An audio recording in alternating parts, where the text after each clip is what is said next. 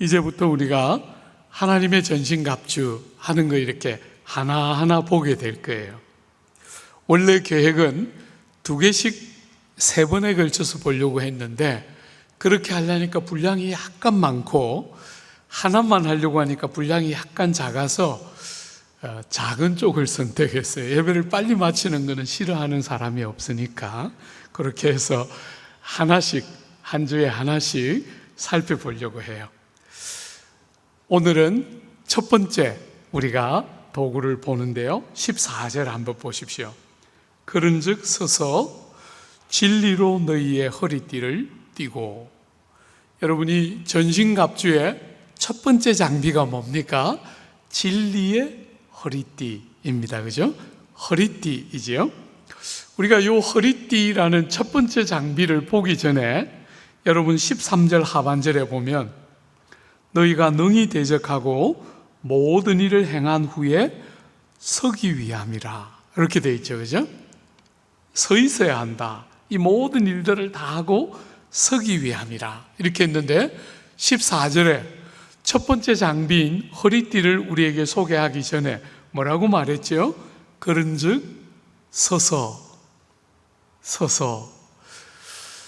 앞에 13절에도 서기 위함이라 14절에 서서 이렇게 말했어요. 그죠?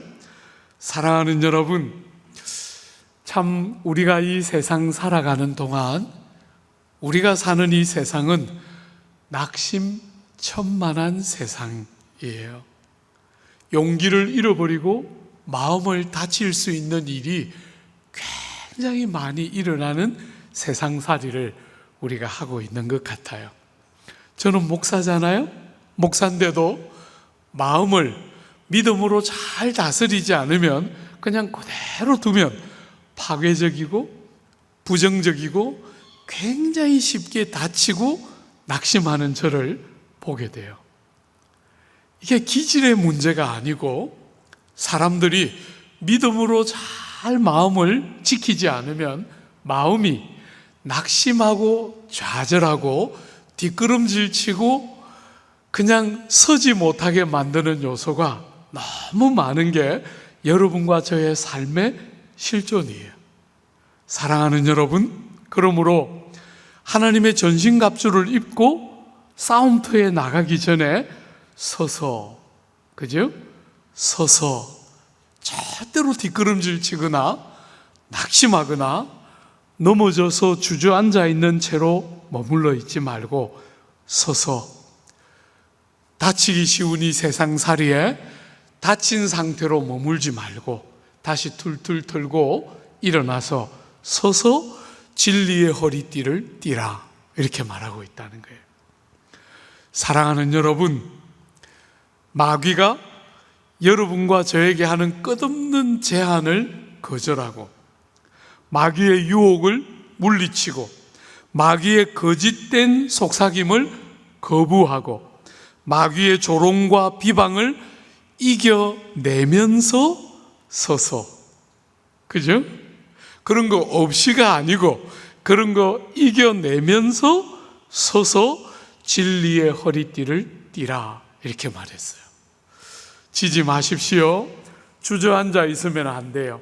뒷걸음질 치고 낙심하고 마음이 다친 상태로 머물러 있지 말라는 거예요. 서서 진리의 허리띠를 띠라 이렇게 말했어요. 여러분, 여기에 허리띠는, 이 허리띠는 당시에 이 의복 풍습에 보면 너무나 당연히 첫 번째 허리띠가 나오는 이유를 알 수 있어요.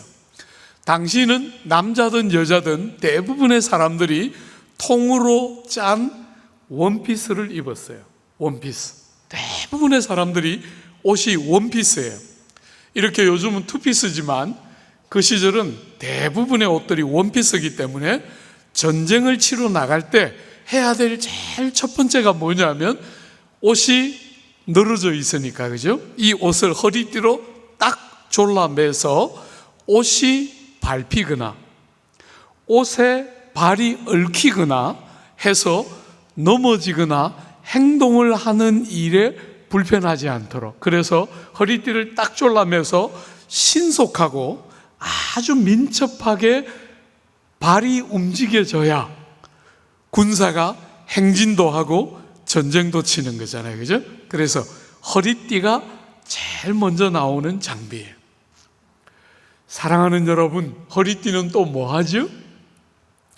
우리가 얼마 전에 올림픽 볼 때 역도 선수들, 무거운 것을 들어야 하는 역도 선수들이 역기를 들기 전에 주로 뭘 하는 거 여러분 눈여겨보셨죠?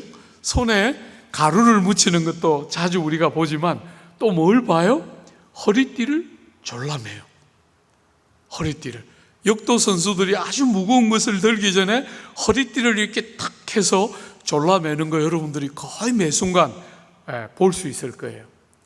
허리띠를 왜 졸라맵니까? 허리띠를 딱 졸라매면 자신감을 불러일으키고 힘을 끌어모아서 집중할 수 있도록 도와주는 것이죠. 그죠? 허리띠를 딱 제일 먼저 띄면서 전쟁하러 나가는 군사들에게 자신감을 불러일으키고 힘을 쫙 끌어모을 수 있도록 허리띠를 제일 먼저 딱 띄는 것이죠. 사랑하는 여러분, 이 허리띠에다 또 뭐 합니까? 칼을 꽂아 놓는 것이 그 시대의 풍습이잖아요. 그죠?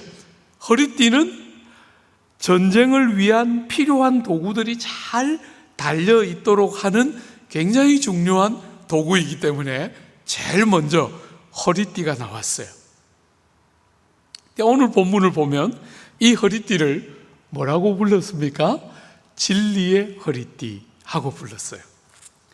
여러분, 원문에 보면 이 진리의 허리띠 할 때 요 진리에 정관사가 나오지를 않아요.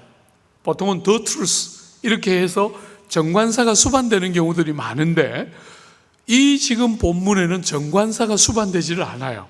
그냥 일반적으로 truth 하고 이렇게 그냥 나오고 있어요.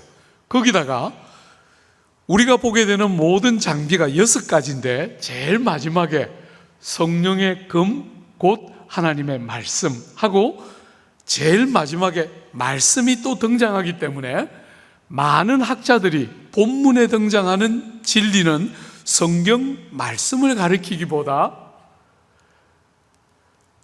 싸우는 성도들 편에서의 정직함, 진실함, 성실함 이런 주관적인 어떤 요소를 가리키는 것이 오늘 본문이 나오는 진리라고 번역된 단어다, 이렇게 해석하고 싶어하는 학자들이 많이 있는데, 여러분, 우리가 어제 지난 시간에 보았지 않습니까?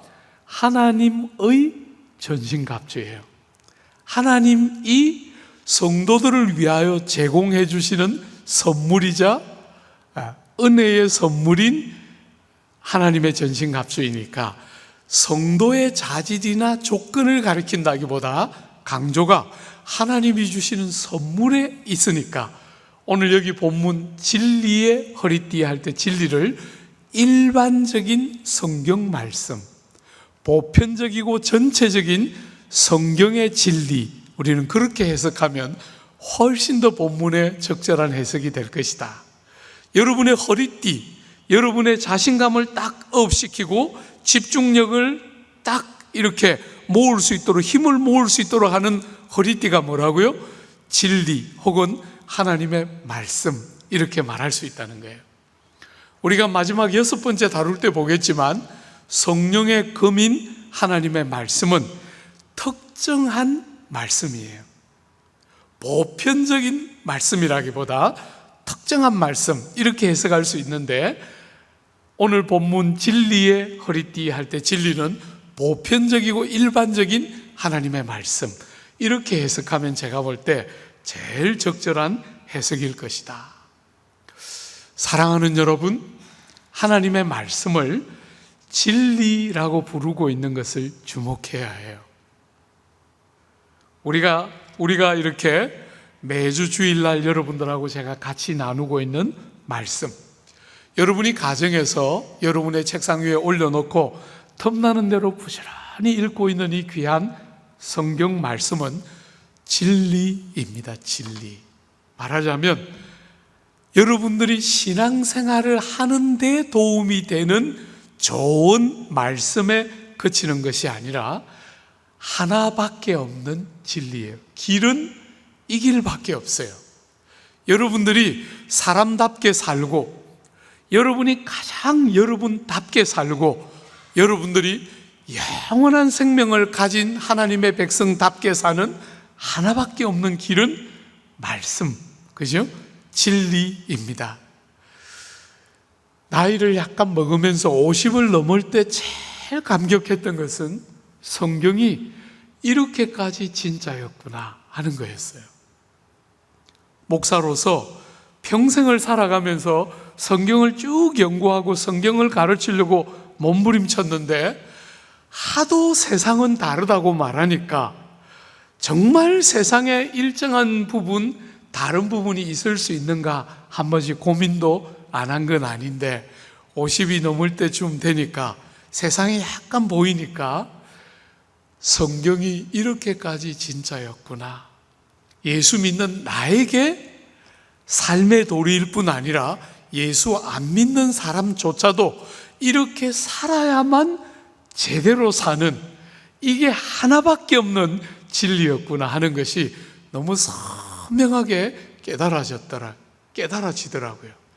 사랑하는 여러분, 성경은 진리입니다. 진리. 우리 예수님이 그 유명한 요한복음 8장에 이렇게 말씀하셨죠. 너희가 내 말에 거하면 참 내 제자가 되고 진리를 알지니 진리가 너희를 자유케 하리라. 하나님의 말씀, 우리 예수님의 말씀이 진리이고 그 진리를 알 때 참된 자유가 우리의 삶에 주어진다는 거예요. 여러분, 돈이 많으면 자유롭게 사는 게 아니에요. 신분이 높으면 원하는 거 실컷 하면서 자유롭게 사는 게 아니에요. 진리를 알 때 진짜 자유가 있는 것이죠. 그죠? 우리 예수님이 요한복음 17장에서 대제사장의 기도를 드리실 때 이렇게 기도하셨죠. 저희를, 제자들을 위해서 기도하시면서 저희를 진리로 거룩하게 하옵소서. 아버지의 말씀은 진리이니이다. 사랑하는 여러분, 하나님의 생명의 진리의 말씀을 허리띠로 띌 때 여러분과 저의 삶에 민첩하고 신속하게 싸워야 할 전쟁에 바르게 싸울 수 있도록 민첩함과 신속함은 진리의 허리띠를 띌 때 가능하다는 거예요. 여러분, 제가 이렇게 성도들을 보면 성도들이 하나님의 말씀에 익숙하지 못한, 숙련되지 못한 성도들을 보게 돼요. 그런 성도들은 무슨 일을 할 때 자신이 없어요. 세상살이는 좀 이것저것 전문적으로 잘하는 분야가 혹 있을지 모르는데 신앙생활, 교회 와서 이거 한번 해보실래요? 저거 한번 해보실래요? 하고 권면을 받으면 다 이렇게 줄어들어요. 왜냐하면 성경 진리를 허리띠로 삼아서 삶의 중심으로 딱 삼고, 그럴 때 비로소 자신감과 힘이 딱 집중되는데 성경을 잘 모르면 자신감을 상실하게 돼요. 제대로 못 싸우게 되는 거죠. 사랑하는 여러분, 저는 여러분들이 평신도로서 나는 평신도고 성경은 목사님을 위한 책이다 이렇게 생각하면 절대로 안 돼요. 여러분을 위한 책이에요. 여러분들이 성경에 능숙해지도록 성경을 잘 알고 성경에 대하여 분명하고 선명한 깨달음들을 가지고 여러분들이 신앙생활을 해야 여러분들이 제대로 신앙생활을 하게 돼요. 제가 저의 모교회, 제가 자랐던 내수동 교회를 생각할 때 하나님께 제일 감사하는 거예요. 귀한 담임 목사님, 그 어르신이 우리 대학부실에 자주 오셔서 특강을 하시면서 말씀하셨어요. 나는 하루에 4시간씩 성경을 읽는다. 하루에 4시간씩 성경을 읽는다. 그 어른이 그렇게 간곡하게 말씀하셨지만 대부분의 순간에 그 말씀이 그냥 귓전을 헤치고 지나갔어요. 그러니까 목사님이시지. 너무 쉽게 그냥 듣고 지나갔는데 어느 날 그 어른이 와서 하루에 4시간 읽습니다 하는 말을 또 하셨는데 정말 칼같이 제 가슴에 콱 꽂혔어요. 그래서 제가 결심했어요. 저 어른은 목사시니까 4시간, 나는 평신도니까 2시간. 제가 평생 제일 후회하는 거예요. 왜 그렇게 바보같이 했을까? 그 어른이 말씀하시는 대로 그분이 하루에 4시간 읽는다고 말하는 것처럼 나도 4시간 읽어야지. 왜 그렇게 안 하고 바보같이, 저 어른은 목사님이니까 4시간, 나는 평신도니까 2시간. 목사 됐는데 누가 합니까? 누가 합니까? 내 바보같이 2시간 읽었어요. 참 후회해요. 지금 제일 후회하는 일 중에 하나예요. 사랑하는 여러분, 대학을 졸업할 때까지 하루에 꾸준히 2시간씩 읽었는데 다 읽었다, 365일 다 읽었다 이렇게는 말할 자신 없지만 읽은 날이 안 읽은 날보다 더 많았던 것은 틀림없어요. 그리고 그 성경 읽기는 제 생애를 완전히 바꾸었어요. 사랑하는 여러분, 조국 교회의 문제는 저는 다른 데 있다고 믿지 않아요. 성도들이 성경을 너무 모른다. 성경에 능숙하지 못하고 성경에 분명하지 못하고 우리가 믿는 이가 어떤 이인지를 알지 못하고 우리가 믿는 것이 무엇인지를 너무 잘 모르고 모호한, 그래서 싸울 때 허리띠를 띠면서 싸울 준비가 안 되어 있는 것이 너무나 많은 조국 교회 성도들의 현실이고 그것이 오늘 조국 교회 문제의 핵심이다. 저는 그렇게 생각해요. 주 안에 사랑하는 여러분, 성경 열어야 합니다. 성경 열어서 규칙적으로 성경 읽기를 여러분들에게 꼭 촉구합니다.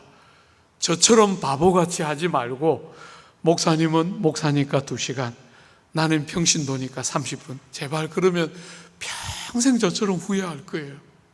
그러지 말고 여러분도 되면 한 2시간 좀 읽어요. 2시간 좀 읽어요. 다른 거 좀 줄이고 성경 좀 더 많이 좀 한번 읽어봐요. 어떤 일이 일어나는지 한번 보세요.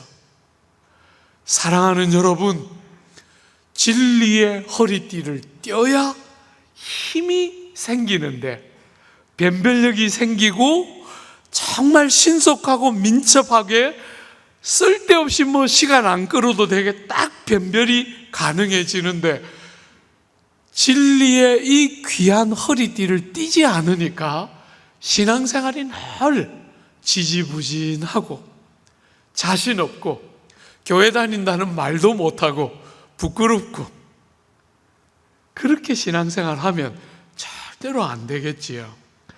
사랑하는 여러분, 여러분이 진리의 허리띠를 띠고 싸우는 이 싸움은 아주 교회 초기부터 있었던 싸움이에요. 오늘 우리가 사는 이 시대의 특별한 현상이 아닙니다. 교회가, 핏덩어리 같은 교회가 생기자마자 싸웠던 첫 번째 싸움 중에 하나가 이 진리를 가지고 싸우는 싸움이었어요. 여러분, 요한일서 같은 성경은 제일 대표적인 성경인데 그노시스, 영지주의라는 이단들이 일어나서 그들을 대항하기 위해서 쓴 서신이 요한일서예요. 이단이 일어난 거죠. 교회가 생기자마자 이단이 일어나서 거짓된 교훈을 가르치는 어리석은 자들이 일어나는 거예요. 사도 바울이 사도행전 20장에서 에베소 장로님들을 모아놓고 그 교회를 떠나면서 설교를 하는데 이런 설교를 했어요. 내가 떠난 후에 흉악한 이리가 너희에게 들어와서 그 양떼를 아끼지 아니하며 또한 너희 중에서도 제자들을 끌어 자기를 좁게 하려고 어그러진 말을 하는 사람들이 일어날 줄을 내가 아노라. 양떼를 아끼지 않고 자기의 이익을 위해서 사람들을 자기를 쫓게 만들기 위해서 끝없이 어그러진 말을 하는 사람들이 나온다는 거예요. 교회가 생기자마자 교회는 어그러지고 잘못된 말을 하는 사람들의 그 말을 진리를 가지고 분별하면서 교회는 교회답게 자라올 수가 있었던 거예요. 그거 없이는 변별할 수 있는 기준이 없어요. 사랑하는 여러분, 교회 안에 유일하고도 참된 권위는 성경이에요. 목사가 아닙니다. 여러분, 절대로 목사가 아니에요. 목사는 불완전한 인생이에요. 하나님의 말씀만이 교회 안에 절대적이고 유일한 권위예요. 사람이 아닙니다. 목사가 아닙니다. 하나님의 생명의 말씀이 교회 안에 있는 유일한 권위의 기준이에요. 교회 모든 일을 결정하는 기준은 목사가 아니라 말씀이 기준이어야 합당한 것이죠. 주 안에 사랑하는 여러분, 이 귀한 성경, 바울이 썼던 제일 마지막 서신이 디모데후서인데, 그 디모데후서에 바울이 그 디모데에게, 영적인 아들 같은 디모데에게 이렇게 말했어요. 망령되고 허탄한 말을 버리라. 저희는 경건치 아니하며 점점 나아가나니 저희 말은 독한 창질의 썩어짐과 같은데 그 중에 후메네오와 빌레도가 있느니라. 여러분, 그 디모데가 섬기고 있던 그 교회에 이 빌레도와 후메네오라는 사람이 있었는데, 이 사람들이 독한 창질의 썩어짐과 같은 말들을 쏟아냈어요. 어떤 말을 쏟아냈죠? 그들이 이렇게 말했어요. 진리에 관하여는 그들이 거릇되었도다. 부활이 이미 지나갔다 하므로 어떤 사람들의 믿음을 무너뜨리니. 부활이 지나갔다고 가르친다는 거예요. 그리스도의 부활이 일어났고 우리의 부활이 기다리고 있는데, 부활이 지나갔다고 가르쳐서 사람들의 믿음을 넘어뜨렸다는 거예요. 아주 초기에 성경에서부터 교회 역사에 늘 반복되었던 게, 이 진리의 허리띠를 띠지 않으면 그 싸움을 우리는 감당하거나 이길 수가 없는 것이지요. 사랑하는 여러분, 그러므로 모든 진실된 성도들의 가장 중요한 요소는 말씀을 사랑함으로 가까이 하는 것이에요. 말씀을 사랑함으로 가까이 하는 거예요. 여러분들이 실제로 세상을 살면서 한번 봐요. 사랑하면 하게 돼요. 바쁘다는 말 절대로 안 해요. 근데 사랑 안 하면 바빠요. 바빠서 못 해요. 사랑하면 바쁜 것이 어디 있습니까? 아무리 바빠도 시간을 내서 그 일을 하게 돼요. 말씀을 사랑함으로 가까이 하고, 읽고 묵상하고 공부하고, 사랑하는 여러분, 그 말씀을 사랑해서 가까이 잘 담아놓고, 주 안에 사랑하는 여러분, 그 말씀에 근거한 교리를 공부하고 말씀이 잘 요약되고 정리되도록 조직신학이나 교리 같은 것들을 공부해서 진리에 능숙해지고 선명해지는 것은 하나님의 전투병력, 군사들이 가져야 할 제일 중요한 첫 번째 장비예요. 부탁합니다. 성경을 가까이 두고 틈나는 대로 읽어야 하고, 여러분들 중에 혹시나 가능한 분들은 교리도 함께 공부해 주기를 부탁해요. 여러분, 기독교 강요 같은 책은 여러분들 모두가 꼭 읽도록 강요합니다. 꼭 좀 읽어요. 기독교 강요 같은 정말 존 켈빈의 최고의 역작 중에 하나인 기독교 강요 같은 책은 꼭 읽어야 되는 너무 귀한 책이에요. 제가 이 본문을 묵상하고 준비하면서 우리 신앙훈련학교 보니까 무려 2개나 기독교 교리라는 과목 하나와 웨스트민스터 신앙고백서라는 2개나 강의가 개설되어 있더라고요. 여러분들이 저녁에 오시는 분들을 위해서 저녁반도 있고, 낮에 오는 분들을 위해서 낮반도 이미 개설되어 있는 거 제가 보고 너무 위로가 됐어요. 사랑하는 여러분, 남의 일처럼 여기면 안 됩니다. 여러분을 위한 것이에요. 정리되고 잘 요약된 진리에 대한 지식을 갖는 것은 전투병력들이 할 첫 번째 장비 중에 하나예요. 여러분들이 혹 가능한 분들은 헤르만 바빙크의 하나님의 큰 일, 그런 것들은 한번 읽어보십시오. 쉬운 책은 아니지만 읽을 만한 책이에요. 저의 영적인 스승이고 제가 읽었던 모든 교리책 중에 제일 앞구는 마틴 로이 존스의 3권짜리 교리책이에요. 여러분, 마틴 로이 존스의 3권짜리 교리책은 1권이 약 600페이지, 2권과 3권이 약 400페이지 남짓되기 때문에 상당한 분량이죠. 거의 1400~500페이지 정도 되는 상당한 분량의 책인데, 저는 여러분들이 읽을만 하면 읽기를 권면해요. 제가 읽었던 교리책 중에 제일 앞권이에요. 출중하고 정말 여러분들이 꼭 읽어서 익숙하게 누리기를 원하고, 제가 중직자들이 피택되고 나면 장로님들 되실 분, 권사님 되실 분, 안수집사님 되실 분들 교리 교육을 시킬 때 마틴 로이 존스의 책이 저의 메인 텍스트예요. 여러분이 읽기를, 익숙하기를. 제가 그 책을 좋아하는 것은 다른 교리책들은 딱딱하고 드라이한 책들이 있는데 로이 존스의 책에는 불이 있어요. 불, 따뜻함이 있습니다. 사랑하는 여러분, 주 안에 사랑하는 여러분, 진리의 허리띠를 띠라, 이렇게 말씀하셨어요. 여러분, 오늘 우리가 사는 이 시대를 한번 보십시오. 우리가 자랄 때 우리는 생존이 힘들었어요. 삼시세끼를 정말 하얀 쌀로 지은 밥을 먹었던 집은 많지가 않았어요. 거의 대부분의 집이 보리밥을 섞어서 먹거나 수제비를 먹거나 하면서 건건히 생존 자체가 굉장히 어려웠던 때예요. 그 시절은 생존은 되게 어렵고 삶의 질은 낮았지만 대신에 인정스럽고 따뜻하고 사람들이 열심히 땀 흘려서 돈을 벌여서 수고하면서 살려고 애쓰던 시대가 우리들이 자라던 시절이에요. 요즘 한번 보십시오. 요즘 살만한 세상이 됐습니다. 전 세계 어디 내놔도 손색이 없는 조국 땅이 됐습니다. 다양한 영역에서 온 세계가 조국 땅을 주목하고 있는 세계입니다. 시대입니다. 근데 너무 마음 아프게도 시대의 정신이 무너지고 있습니다. 우리는 그때 굉장히 가난해서 생존 자체가 쉽지 않은 때였지만 정신은 똑바로 박힌 사람들을 우리는 주변에서 꽤 만나보기가 쉬웠어요.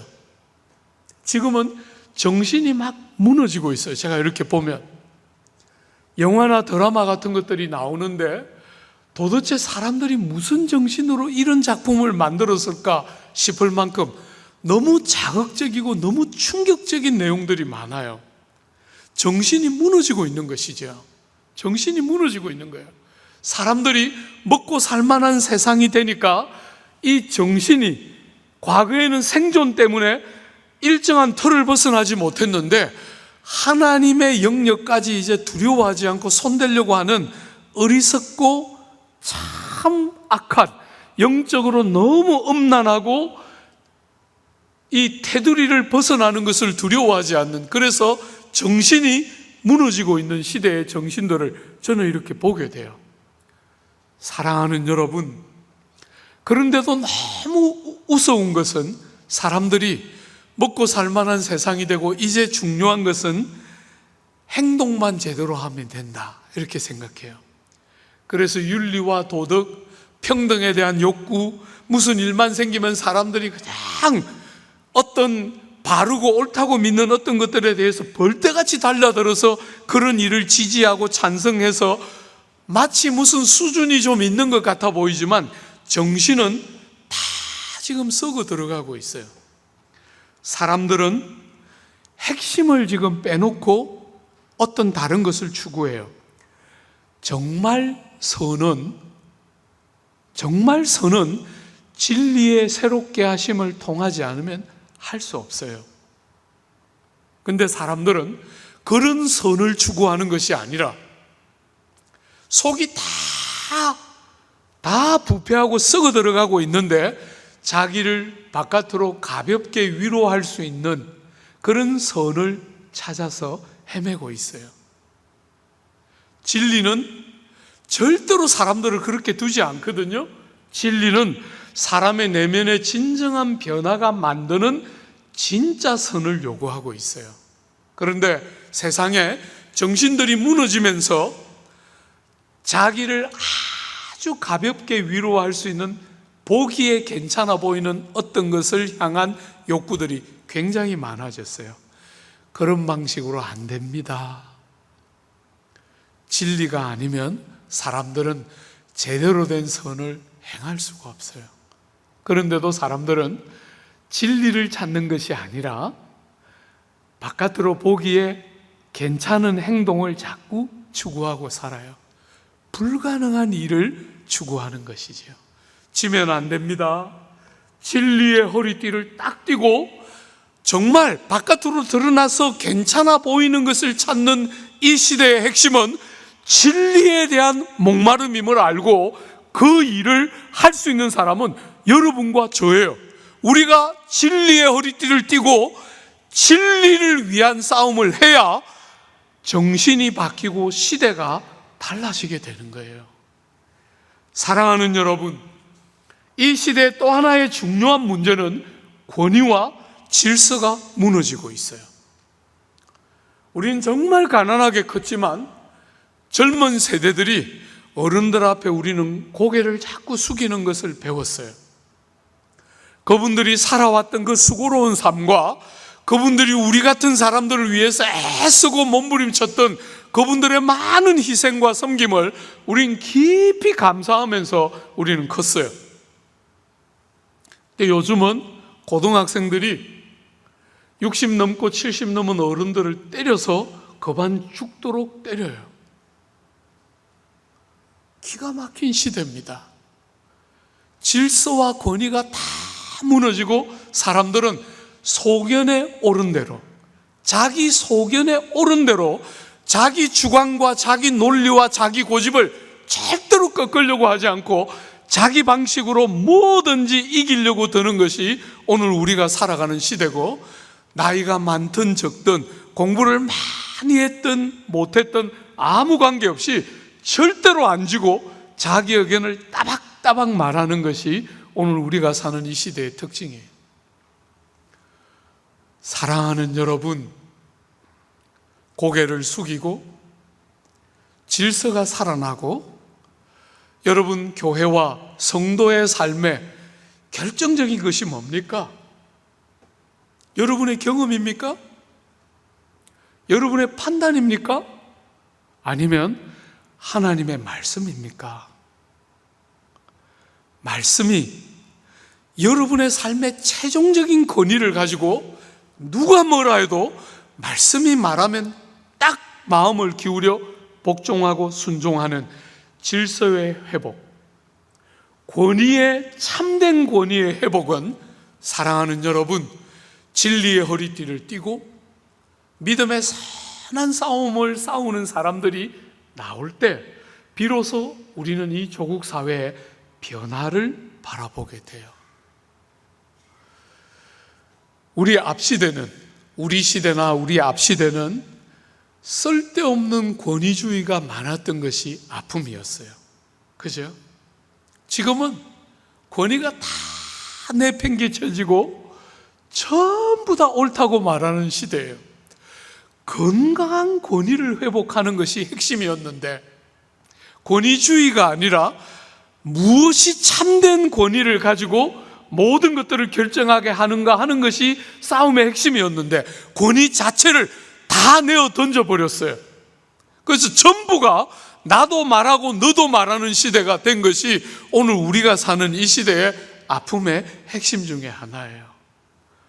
사랑하는 여러분, 진리의 허리띠를 띠고 교회와 성도의 삶에 참된 질서와 권위가 잘 세워지고 중심이 딱 잡히고 자신감을 가지고 힘을 딱 모아서 원수와 대적들을 딱 제대로 칠 수 있는 첫 번째는 진리에 대한, 여러분과 제가 숙달되어 있는 진리, 잘 정리되고 요약된 진리, 익숙하고 마음을 기울여 사랑하는 그 진리가 살아날 때 이렇게 무너져 내리는 이 세상 속에 회복, 진리가 만드는 바른 행위, 진리가 우리를 통치하고 다스리는 데서 오는 바른 질서와 권위의 회복, 여러분에게서부터 저에게서부터 시작되어서 조국 땅으로 흘러가는 은혜의 귀한 통로와 복된 삶, 여러분의 삶이 되기를, 여러분에게서부터 그 복된 삶이 출발해서 흘러가기를 기대하고 축복합니다.